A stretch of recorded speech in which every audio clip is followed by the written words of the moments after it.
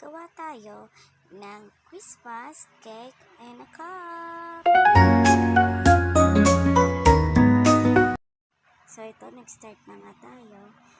Kasama ko nga pala si Francesca, ibon dito na mabait na bata. Ay gusto niya daw makinood sa akin. Pero alam ko naman, magkukulit lang naman to. Pero tara!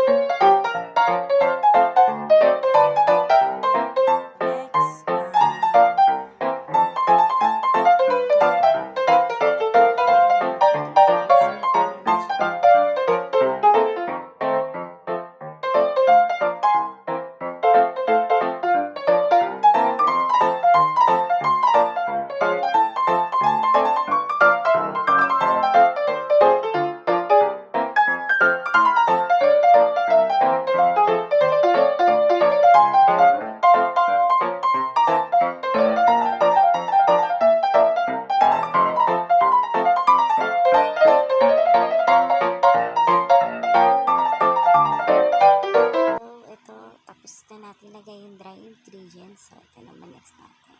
Ang mga wet ingredients.